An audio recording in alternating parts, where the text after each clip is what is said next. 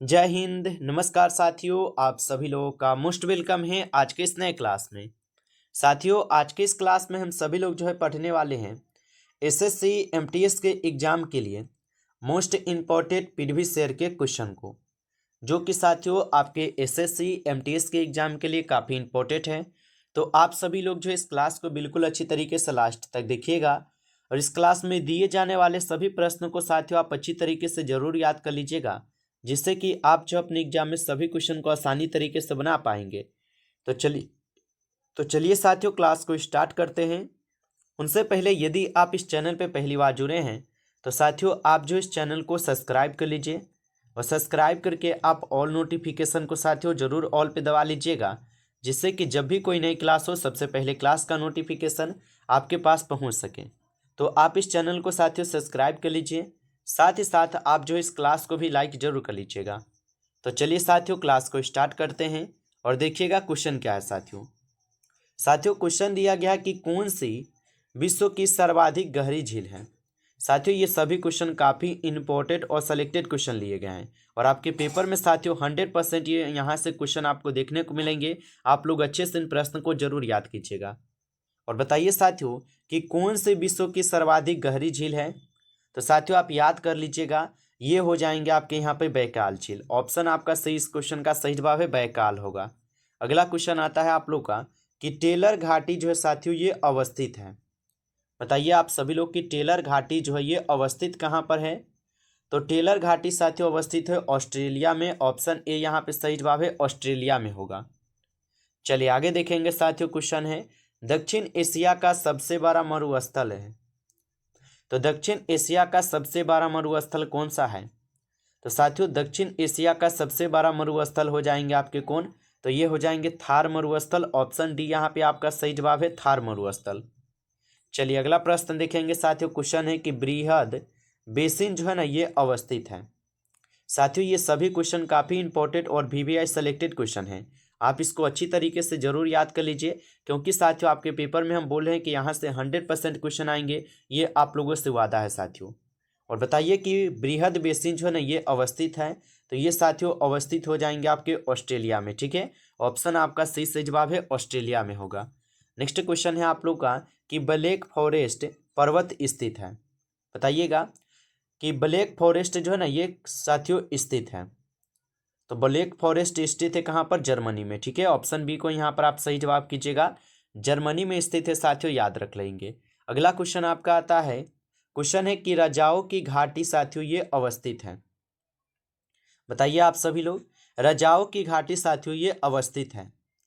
तो रजाओं की घाटी साथियों अवस्थित है मिस्र में, याद रखिएगा मिस्र में है। ऑप्शन ए यहाँ पे सही जवाब है आपका, मिस्र में होगा। अगला क्वेश्चन देखिएगा साथियों। क्वेश्चन है कि अंधी घाटियाँ पाई जाती है। चलिए बताइए, अंधी घाटियाँ पाई जाती है। तो अंधी घाटियाँ जो साथियों ये कहाँ पे पाई जाती है, तो कास्ट प्रदेश में। ऑप्शन ए यहाँ पे आपका सही जवाब है। चलिए आगे देखेंगे साथियों। क्वेश्चन है कि विश्व की सर्वाधिक लंबी पर्वत श्रृंखला है। चलिए साथियों आंसर लगाइए कि विश्व की सर्वाधिक लंबी पर्वत श्रृंखला हो जाएंगी। तो विश्व की सर्वाधिक लंबी पर्वत श्रृंखला जो है साथियों ये एंडीज है। ऑप्शन यहाँ पर आप लोग का बी सही जवाब है, एंडीज हो जाएगा। अगला क्वेश्चन देखेंगे साथियों। क्वेश्चन है कि माउंट एटना है। बताइए साथियों कि माउंट एटना होगा। तो माउंट एटना जो है ये एक ज्वालामुखी है साथियों। ऑप्शन आपका सही जवाब होगा। माउंट एटना जो है एक ज्वालामुखी है, आप इसको याद रखिएगा। नेक्स्ट क्वेश्चन है कि किलिमंजारो एक है। बताइए, और बताइए साथियों कि किलिमंजारो एक क्या है। तो किलिमंजारो जो है एक आग्नेयगिरी है। ठीक है, ऑप्शन ए जो है यहाँ पर आपका सही जवाब है, आग्नेयगिरी होगा। अगला क्वेश्चन है साथियों यहाँ पर कि फिजी द्वीप जो है ना ये अवस्थित है। तो फिजी द्वीप साथियों कहाँ पर अवस्थित है, तो आप याद रखिएगा फिजी द्वीप आपके प्रशांत महासागर में। ठीक है, प्रशांत महासागर में है। ऑप्शन बी होगा सही जवाब, प्रशांत महासागर। अगला क्वेश्चन देखेंगे साथियों। क्वेश्चन है संसार की छत जो है ना किसे कहा जाता है।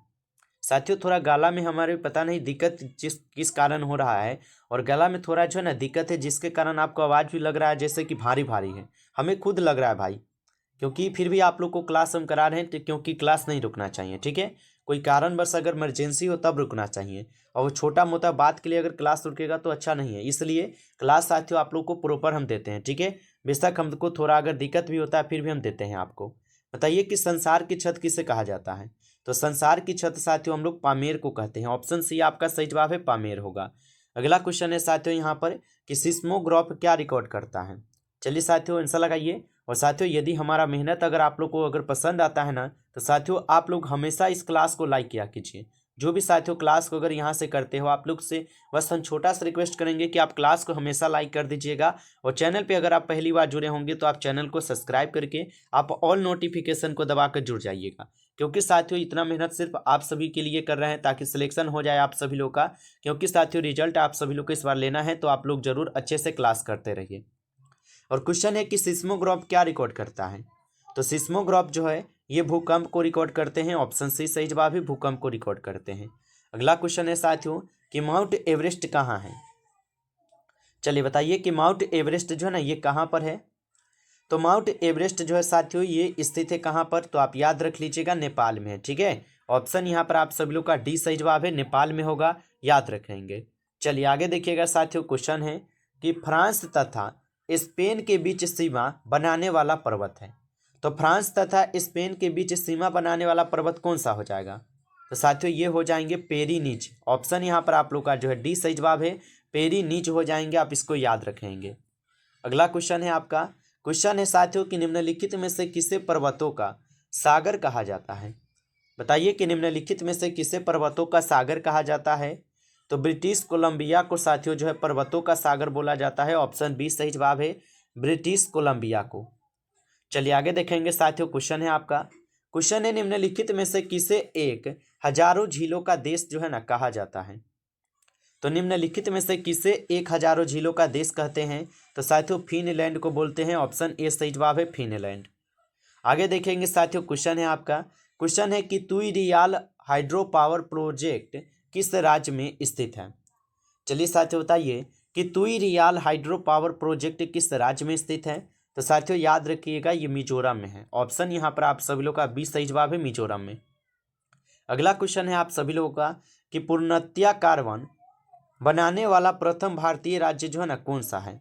तो कार्बनिक बनने वाला प्रथम यहाँ पे भारतीय राज्य कौन सा है? तो साथियों आप याद रख लीजिएगा ये सिक्किम हो जाएंगे, ठीक है। ऑप्शन यहाँ पर आप सब लोग का बी सही जवाब होगा। आगे देखेंगे साथियों, क्वेश्चन है कि कौन सा शहर इलेक्ट्रॉनिक सिटी के नाम से जाना जाता है? चलिए साथियों बताइएगा कि कौन सा शहर इलेक्ट्रॉनिक सिटी के नाम से जाना जाता है? तो आप याद रख लीजिएगा साथियों ये हो जाएंगे कौन? तो बेंगलुरु शहर। ऑप्शन यहाँ पर आपका बी सही जवाब है साथियों, बेंगलुरु शहर होगा, आप इसको याद रखेंगे। चलिए आगे देखिएगा, क्वेश्चन है आप लोगों का, क्वेश्चन है कि रायपुर किस राज्य की राजधानी है? चलिए साथियों बताइएगा रायपुर किस राज्य की राजधानी है? तो रायपुर जो है साथियों ये हो जाएंगे आपके किस राज्य की राजधानी? तो ये हो जाएंगे साथियों छत्तीसगढ़ की राजधानी। ऑप्शन आपका डी सही जवाब है, छत्तीसगढ़ की राजधानी। नेक्स्ट क्वेश्चन देखेंगे साथियों, क्वेश्चन है कि नाम धप्पा नेशनल पार्क है। चलिए बताइएगा साथियों कि नाम धप्पा नेशनल पार्क कहाँ होगा? तो नाम धप्पा नेशनल पार्क साथियों ये अरुणाचल प्रदेश में है। ऑप्शन आपका डी सही जवाब है, यहाँ पर अरुणाचल प्रदेश में है साथियों, आप इसको अच्छे से याद रखेंगे। चलिए अगला क्वेश्चन देखिएगा, क्वेश्चन है साथियों कि असम में मानस सेंचुरी प्रसिद्ध है। बताइए कि असम में जो है साथियों मानस सेंचुरी प्रसिद्ध हो जाएंगे। तो असम में साथियों मानस सेंचुरी जो है ये आपके किसके लिए प्रसिद्ध है? तो आप बताएंगे साथियों ये असम में मानस सेंचुरी हाथियों के लिए प्रसिद्ध है, ठीक है। ऑप्शन ए हो जाएगा, मानस सेंचुरी जो ये हाथियों के लिए प्रसिद्ध है। आगे देखेंगे साथियों, क्वेश्चन है कि भारत का पहला नेशनल पार्क निम्नलिखित में से कौन सा है? तो भारत का पहला नेशनल पार्क निम्नलिखित में से कौन सा हो जाएगा साथियों? तो कॉर्बेट नेशनल पार्क को आप सभी लोग याद रख लीजिएगा। ऑप्शन ए यहाँ पे सही जवाब है, कॉर्बेट नेशनल पार्क होगा। अगला प्रश्न आता है साथियों कि कोंकण रेलवे जो है ना ये जोड़ती है।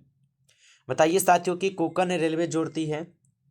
तो कोंकण रेलवे जो ये किसको किससे जोड़ती है? तो रोहा को मैंगलोर से, ठीक है। ऑप्शन यहाँ पर आप सभी लोग का बी सही जवाब है, याद रखेंगे। अगला क्वेश्चन है आपका, क्वेश्चन क्या दिया गया साथियों आप सभी लोगों का कि थार एक्सप्रेस जो है ना ये कहाँ स्थित है?